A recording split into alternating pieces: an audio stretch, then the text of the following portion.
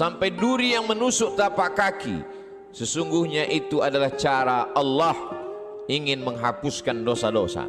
Ada orang-orang yang silap, salah dan berdosa, lalu Allah sayang kepadanya. Innallaha idza ahabba qauman ibtalahum. Kalau Allah sayang kepada kaum itu, Allah uji dia dengan penyakit, lalu Allah bersihkan dia hatta yamshi 'alal ardi makanan alaihi khati'ah, sampai dia berjalan di atas muka bumi tidak lagi ada dosanya walaupun sebesar debu, bersih sebersih-bersihnya. Tapi terkadang pandangan manusia berbeda dengan pandangan Allah Subhanahu wa ta'ala. Allah menguji manusia membuat derajatnya naik. Allah menguji manusia membuat dosanya hilang. Allah menguji manusia membuat dia sabar, dan ketika dia sabar Allah berikan balasan. Innama yuwaffas sabiruna ajrahum bighairi hisab. Balasannya tidak dapat dihitung oleh manusia. Tapi kemudian manusia memandang inilah orang yang terlaknat karena sering sakit, inilah orang yang terlaknat karena selalu banyak kesulitan, kesusahan dalam hidupnya. Padahal orang yang terlaknat adalah orang yang ketika diberikan nikmat, manusia menganggap, menyangka itu nikmat, padahal itu hanyalah azab yang tertunda. Apa kata Allah Subhanahu wa ta'ala? Sanastadrijuhum, kami berikan mereka istidraj min haitsu la ya'lamun, tanpa mereka sadari mereka sedang dipermainkan Allah Subhanahu wa ta'ala. Orang menyangka mereka adalah orang-orang yang diberi nikmat, padahal sesungguhnya dia sedang dipermainkan dengan azab tapi berbaju nikmat. Nabi menjelaskan ayat ini, innallaha la yumli lizalim. Allah Subhanahu wa ta'ala mengulur orang-orang yang zalim, yang aniaya. Diulur umurnya panjang, diulur rezekinya banyak, diulur keluarga anaknya sehat, lengkap, sempurna, tapi justru itu menjauhkan dia dari Allah Subhanahu wa ta'ala. Ada manusia ini perbuatannya jauh dari Allah, tapi istrinya dekat kepada Allah. Ada manusia ini keluarganya jauh dari Allah, tapi pekerjaannya dekat kepada Allah. Laknat adalah ketika tiga-tiga yang ada dalam diri manusia semuanya jauh dari Allah Subhanahu wa ta'ala. Tabbat syada Abi Lahab wa tabb. Abu Lahab dilaknat Allah. Apa yang pertama jauh dari Allah Subhanahu wa ta'ala? Ma aghna anhu maluhu. Hartanya yang banyak justru membuat dia semakin jauh dari Allah. Wa ma kasab. Usahanya, pekerjaannya, perbuatannya, aktivitasnya juga membuatnya jauh dari Allah. Wa mra'atuhu hammalatal hatab. Perempuan yang mendampingi dirinya juga membuat dia semakin jauh dari Allah Subhanahu wa ta'ala. Jangan sampai kita salah pandang. Karena salah berfikir, maka kita akan salah melihat, salah berbicara. Akhirnya kita akan su'uzan kepada Allah Subhanahu wa ta'ala. Di mana keadilan Allah? Mengapa orang yang tidak berbuat pahala, tidak pernah berbuat sedekah, tidak pernah melaksanakan salat, badannya sehat, umurnya panjang, rezekinya melimpah? Di mana keadilan Allah? Salah faham, salah fikir, salah pandang, salah bicara. Padahal sesungguhnya Allah Subhanahu wa ta'ala sedang berbuat seadil-adilnya. Ada orang-orang yang salah, diberikan Allah ujian sakit, lalu kemudian hapus dosanya, bersih dia menghadap Allah. Tapi ada orang-orang yang salah, karena dia tahu perbuatan itu salah, dia teruskan dalam kesalahannya. Mereka tidak kafir, mereka disebut dengan fasik. Yudhillu bihi katsira. Banyak orang yang disesatkan Allah. Wa yahdi bihi katsira. Banyak orang yang diberi hidayah oleh Allah. Siapa itu orang yang disesatkan Allah? Wa ma yudhillu bihi illa al-fasiqin. Yang disesatkan Allah adalah mereka yang fasik. Siapa itu orang fasik? Orang yang tahu bahwa perbuatan itu salah, dia lakukan kesalahan itu dengan penuh kesadaran. Dia sadar bahwa dia diperhatikan Allah, dia tahu bahwa dia lihat Allah, dia tahu bahwa bersamanya inna alaikum lahafizin, bersamamu ada malaikat-malaikat yang menjaga, kiraman, mulia, katibin, mencatat, ya'lamuna ma taf'alun, mereka tahu apa yang kamu lakukan. Tapi dengan penuh kesadaran dia langgar aturan-aturan Allah. Mereka adalah orang-orang yang fasik. Mereka diazab Allah Subhanahu wa ta'ala di dunia, bukan dalam bentuk kemiskinan, bukan dalam bentuk kefakiran, bukan dalam bentuk penyakit, diazab dalam bentuk kenikmatan agar dia semakin jauh dari Allah Subhanahu wa taala. Innallaha la yumli lizalim.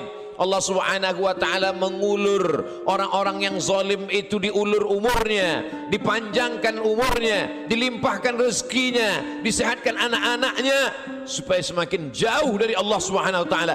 Hatta idza akhadhahu lam yuflithu, sehingga ketika Allah menjatuhkan azabnya ke neraka jahanam nanti, maka tidak ada lagi yang tersisa dari dirinya kecuali hanya layak menerima azab Allah Subhanahu wa taala. Innallaha la yazlimu mithqala dzarrah. Allah tidak pernah berbuat zalim aniaya walaupun sebesar biji sawi, sebesar ujung rambut, sebesar ujung tombak, sebesar mata kail pancing, sebesar butiran debu, sebesar tapak kaki semut yang hitam di atas batu yang hitam di tengah malam yang kelam. Tidak pernah Allah Subhanahu wa taala zalim dan aniaya. Lalu kenapa manusia itu masuk neraka? Karena perbuatannya sendiri, karena tindak tanduk dan tingkah lakunya. Karena Allah sudah memberikan dia ala fil jasadi mudghah. Ketahuilah di dalam jasadmu itu ada segumpal. Idza salahat salahal jasadu kulluh. Kalau yang dalam hati segumpal daging itu baik, maka baiklah seluruh jasadmu dari ujung rambut sampai ke ujung kaki. Wa idza fasadat, tapi kalau segumpal itu rusak, fasadal jasadu kulluh, maka rusaklah seluruhnya dari ujung kaki sampai ke ujung rambut. Ala wahiyal qalb, sesungguhnya yang segumpal itu adalah hati. Wa nafsi wa ma sawwaha, demi jiwa manusia dan penciptaannya. Fa alhamaha fujuraha, Allah berikan jalan fujur, jahat, buruk, hitam, bengkok. Wa taqwaha, Allah berikan jalan yang lurus, baik, saleh. Maka kemudian tinggal manusia memilih. Manusia memilih. Qad aflaha man zakkaha, beruntunglah orang yang mensucikan hatinya, lalu dia memilih jalan yang diberikan Allah Subhanahu wa taala. Wa qad khaba man dassaha, rugi sia-sialah orang yang mengotori jiwanya, lalu dia mengotori dirinya, lalu kemudian dia kembali kepada Allah dengan pakaian dosa, lalu kemudian dia heran sendiri melihat dirinya di hadapan Allah. Ya Rabb, ma li hadzal kitab, mengapa buku catatan dosa amal perbuatan saya ini la yughadiru saghiratan, semua yang kecil-kecil, wala kabiratan, semua yang besar-besar, illa ahsaha, semua tercatat tertulis dalam buku yang nyata. Allah Subhanahu wa taala berkata padanya saat itu, Iqra, bacalah. Di dunia kita diperintahkan membaca Al-Quran bersama para kiai, guru, abaib, alim ulama, kita diperintahkan membaca kitab-kitab. Tapi saat itu kita diperintahkan Iqra kitabak, baca buku catatan amalmu. Kafa bi nafsika al-yawma 'alaika hasiba, cukuplah itu sebagai alat untuk menghitung segala perbuatanmu. Tapi saat itu apa daya, apa yang dapat dilakukan manusia? Penyesalan tak lagi bermakna. Saat itu dia hanya dapat mengutuk dirinya. Saat itu wasiqal ladzina taqaw rabbahum, orang-orang yang takut kepada Allah, maka dia akan digiring, dibawa ilal jannati zumara, masuk ke dalam surga berjamaah. Sampai di pintu surga, apa kata malaikat menyapa? Salamun, selamat kamu, tibtum, kamu sudah berbuat baik, fadkhuluha khalidin, masuklah kamu ke dalam surga khalidin, kekal selama-lamanya. Mendapatkan salam dari pejabat, mendapatkan salam dari orang kaya, betapa bangga, betapa terhormatnya. Ini bukan salam dari makhluk. Salamun qawlan min rabbir rahim, salam dari Allah Subhanahu wa taala. Jibril pernah menitipkan salam kepada Sayyidatuna Aisyah Ummul Mukminin. Betapa senangnya mendapatkan salam dari makhluk yang tak berdosa, malaikat. Tapi ini salam dari Allah Subhanahu wa taala. Salamun, salam, bersih, suci, tak ada noda dan dosa. Min rabbir rahim, dari Allah yang tak ada kotoran, subhanahu, maha suci, wa ta'ala, maha tinggi dari makhluk. Lalu siapa yang mendapatkan salam dari Allah itu? Yang mendapatkan salam dari Allah juga orang-orang yang hatinya salam. La yanfa'u malun, hari itu tak ada guna harta, wala banun, tak ada guna anak, illa man atallaha, kecuali orang-orang yang datang menghadap Allah biqalbin salim, dengan hati yang bersih, dengan hati yang suci. Tubuh manusia penuh dengan kotoran. Tubuhnya dari daging, dari darah, dari tulang, dari kuku dan bulu, hancur busuk menjadi nanah, nanah menjadi santapan cacing tanah, kotor, bau, hina, rendah. Tapi kemudian dia menjadi mulia karena hatinya yang bersih mengingat Allah subhanahu wa ta'ala. Aneh, ajaban, manusia itu memang makhluk yang benar-benar aneh, diciptakan dari sesuatu yang kotor, rendah, hina. Lalu kemudian setelah ditiupkan roh ke dalam jasadnya, faqa'u lahu sajidin, semua makhluk-makhluk malaikat bersujud kepadanya. Lalu kemudian Allah subhanahu wa ta'ala mengujinya. Setelah makhluk bersujud kepadanya, maka iblis menggodanya. Tergoda dia dengan segala yang apa dia lihat di dunia. Semua yang dia pandang menggoda, semua yang dia dengar juga menggoda hati kecilnya. Tapi ada orang-orang yang diberikan Allah subhanahu wa ta'ala istiqamah. Alladzina qalu rabbuna Allah, mereka berkata Rabbku Allah, summa istaqamu, setelah itu dia istiqamah, maka Allah berikan balasan. Tatanazzalu alaihimul malaikah, turun kepada mereka malaikat. Apa kata malaikat? Berkata, alla takhafu, jangan kau takut, wala tahzanu, jangan kau sedih. Karena memang penyakit manusia hanya dua saja. Yang pertama takut, yang kedua sedih. Takut terhadap masa depan, sedih terhadap masa lalu, sedih terhadap masa yang sudah lampau. Ada kekhawatiran, ada kecemasan yang berlebih dalam diri manusia untuk melihat masa depan. Cemas yang berlebih itulah yang membuat naik tensi darah. Cemas yang terlalu berlebih dari batas normal itulah yang membuat naik jantung koroner, diabetes dan lain sebagainya. Tapi orang-orang yang istiqamah, dia selalu berada dengan Allah subhanahu wa ta'ala. Masalah hidup ini besar, tapi dia berharap kepada yang maha besar. Allahu Akbar. Masalah hidup ini hebat, tapi dia mendekat kepada yang maha hebat. Allah Jalla Jalaluh, mulia. Tidak ada yang lebih mulia daripada Allah subhanahu wa ta'ala. Semua yang bersama dengan Allah, maka Allah akan membersamainya. Orang-orang yang diuji itu selalu merasa bersama dengan Allah, maka kemudian Allah membalasnya, innallaha ma'as sabirin, Allah bersama mereka. Ayatnya tidak berkata innas sabirina ma'allah, orang-orang sabar bersama Allah, tapi Allah lebih mendahulukan dirinya. Aku bersama mereka, kata Allah subhanahu wa ta'ala.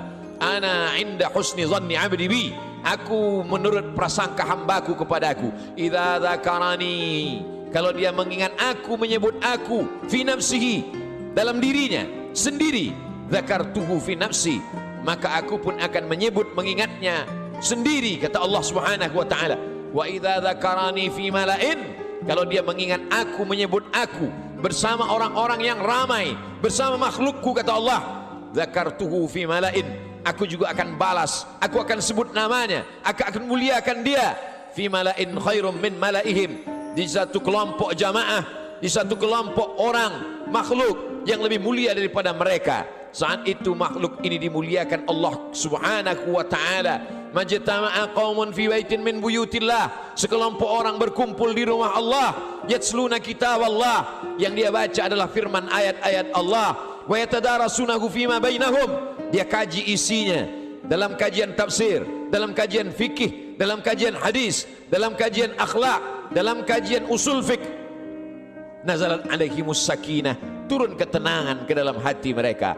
Hati bukan punya kita. Qalbul mu'min baina asabi'ir rahman, hati orang beriman seperti uang logam yang dipermainkan di jari jemari. Begitulah Allah subhanahu wa ta'ala kuasa untuk membuat hati yang sempit menjadi lapang, untuk membuat hati yang susah menjadi senang. Semua berada dalam genggaman qudrat iradat kuasa Allah subhanahu wa ta'ala. Haffat bihimul malaikah, mereka dikelilingi oleh para malaikat. Wa dzakarahumullahu fi man indah, dan mereka dibanggakan Allah subhanahu wa ta'ala kepada para malaikat. Ketika Allah menciptakan manusia, apa kata malaikat? Ataj'alu fiha, untuk apa kau ciptakan mereka ya Allah? Ataj'alu fiha man yufsidu fiha wa yasfiku dima, mereka hanya akan berkelahi, berperang, menghancurkan negeri. Lalu apa kata Allah subhanahu wa ta'ala? Menjawab dengan kata-kata kalimat rahasia, inni a'lamu ma la ta'lamun, aku lebih tahu apa yang kamu tidak tahu. Kata-kata firman Allah terbukti karena dia maha benar. La yatihil batilu min baini yadayhi wala min khalfih. Tidak ada kebatilan dari depan, belakang, atas, bawah, kanan dan kiri. Maka Allah tunjukkan ada sekelompok manusia yang ketika kata-kata orang lain kotor, nista, najis, yang keluar dari mulutnya adalah subhanallah, walhamdulillah, wala ilaha illallah, wallahu akbar.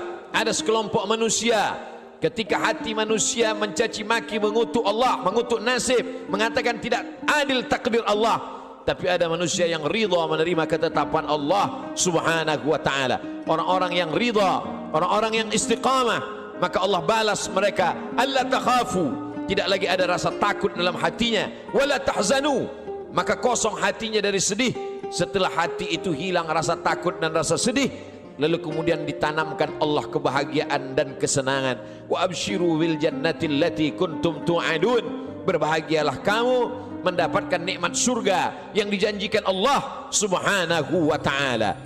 Ketika datang seorang sahabat bertanya kepada Rasulullah, ausini, berikan aku wasiat pesan yang singkat. Setelah aku dapatkan, aku tidak perlu lagi bertanya kepada siapapun di dunia ini ya Rasulullah. Lalu Rasul memberikan pesan yang singkat, qul, katakan, amantu billah, aku beriman kepada Allah, aku percaya kepada Allah, aku yakin kepada Allah, summa istaqim, setelah itu istiqamahlah, faqsusil qasasa, ceritakan kisah-kisah itu ya Muhammad, faqsusil qasasa, ceritakan kisah-kisah itu wahai pewaris Muhammad sallallahu alaihi wasallam, la'allakum yatafakkarun, mudah-mudahan mendengar kisah itu mereka akan berfikir, mudah-mudahan dengan membaca mendengar kisah itu mereka akan merenung.